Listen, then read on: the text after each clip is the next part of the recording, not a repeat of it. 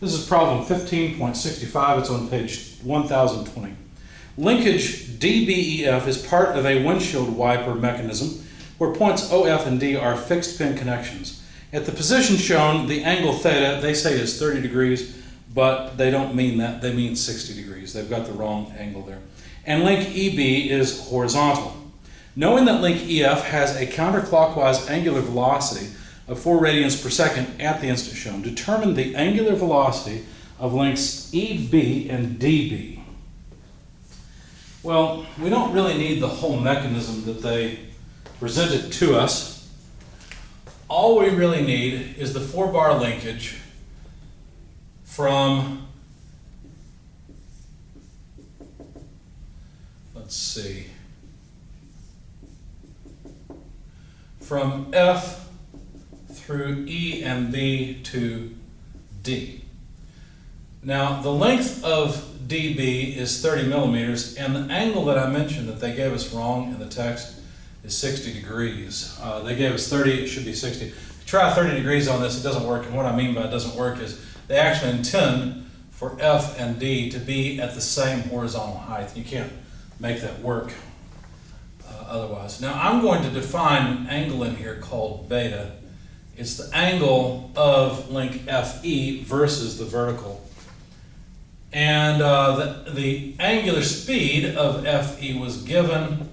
That was 4 radians per second and counterclockwise. So we'll set up our typical XY coordinate system like this. EB is 85 millimeters long, and that should be what we need for the setup. Now I need angle B, it turns out. And so what I did is I set up 2 triangles. I could have drawn this in SOLIDWORKS. In fact, on some other problems, I just used SOLIDWORKS. But if we consider FE as a triangle, a right triangle, and imagine another triangle that consists of DB, well, since F and D are horizontally opposed and EB are horizontal from one another, then these 2 triangles have the same height. And so if we've got a 60-degree angle in here and an angle of beta in here, well, what would this height be? Well, the height would be just the hypotenuse FE multiplied by cosine of beta, and that would be equal to the height here, which is simply DB, also times cosine of the angle there, which is 60 degrees. Now FE is, let's see, that was given, I didn't write it down. It's 20 millimeters long. So it's 20 millimeters, and DB was given as 30. And so cosine of beta would be 30 over 20, or 3 over 2 if you like, cosine of 60 degrees. And therefore, from this, we can determine beta by taking the inverse cosine. So I'm just going to write it over here because that's just geometry. It's 41.4096 degrees is what I got for beta. Okay? So a little bit larger angle than I've drawn here, but there we go. It's good enough for what we're doing. So that's the position analysis. Remember what I've always said, you have to go through position analysis before velocity analysis, and velocity analysis before acceleration analysis. Of course, in this problem, we're not asked for any acceleration, just velocities. So we can write that the velocity of point E, why am I going for E? Well, notice I've got the angular speed of FE, so I should be able to figure out the velocity of E pretty easily, right? It would just be omega cross R, omega FE cross R from F to E, okay? And so, opening that up just a little bit, that'd be omega FE in the K direction crossed with RFE. Well, that's just 20 millimeters multiplied by what? Well, let's see. In the I direction, it'd be sine of beta I. In the J direction, it goes down, so minus cosine of beta J. Okay.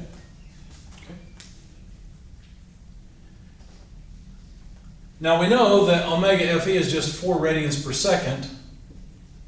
If we multiply that by 20 millimeters, well, we've got millimeters per second as a velocity, which makes sense. And then the components once we plug in beta.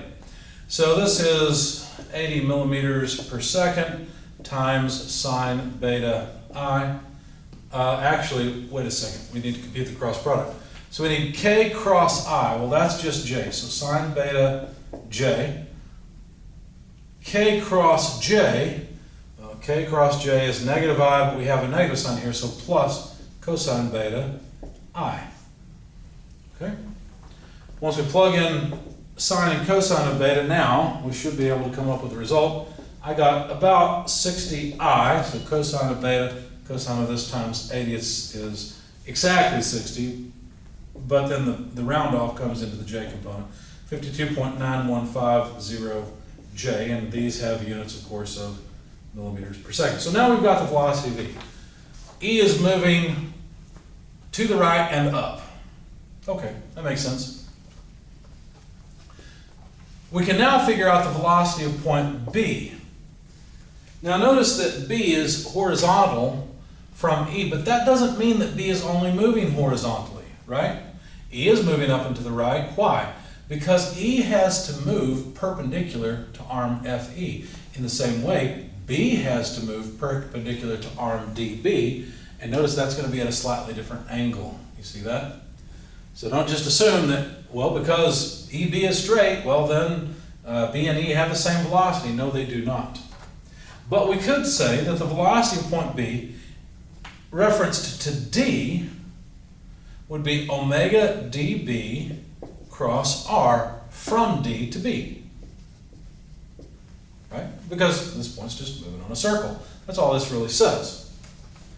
Now we don't know how fast omega dB might happen to come out, but we can write it in terms of the k direction. We're assuming that it's going to be positive. Now just intuitively you probably see that yes, dB is going to rotate counterclockwise. But I'm just writing k. So I expect omega dB to come out positive, and then I'll cross it with the vector from D to B. That's not too bad. That's 30 millimeters multiplied by sine of 60 degrees in the I direction, right? Because here's the triangle we're playing with. So this side's the sine side. And then we got to go down in the j direction, so minus sine of 60 degrees j. And that's it.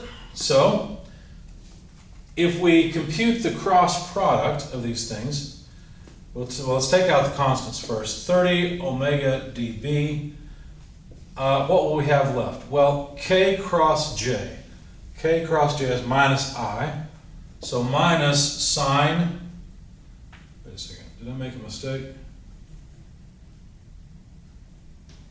Let's see.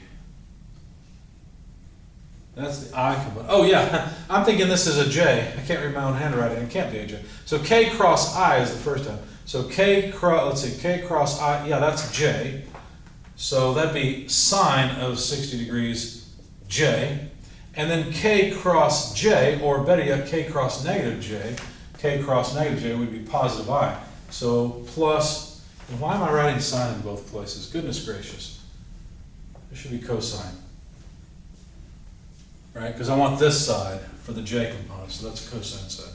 Anyway, so minus, well, if we take k cross negative j, we're going to get positive I, so plus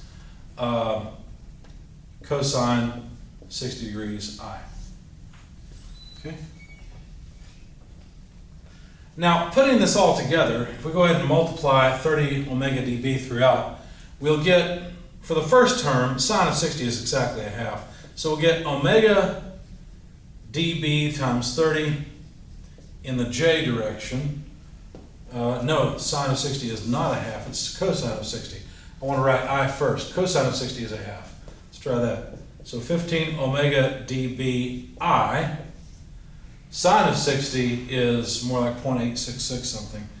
And so then that times 30 omega dB gives us plus 25.9808. Now I need my approximation symbol because that's rounded off, omega dB in the j direction. Okay, so there's the velocity of point E and of point B. But notice we don't know the angular velocity of body dB, so what can we do?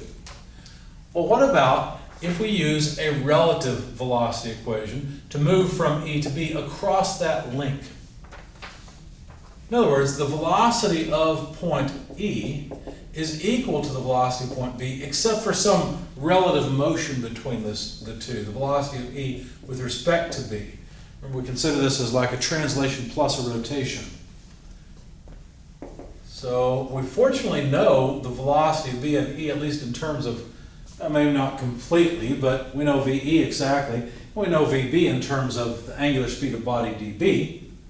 So those two are not too bad. It's not that we completely know them, but we can at least plug in an expression for them. The relative speed is always an omega cross R term, remember? So omega EB in the K direction crossed with the vector from B to E, because notice B is our reference. So our vector R in this case goes from B to E. Okay? And that, fortunately, is just in the negative I direction. Don't really need that anymore. I just need the magnitude of RBE. Okay? So if I now plug in the left-hand side, which I know, 60I plus 52.9150J, notice that comes from here, the velocity of E, equals the velocity of B. Well, let's plug in what we had before for the velocity of B, 15 omega dB I plus 25.9808 omega dB J.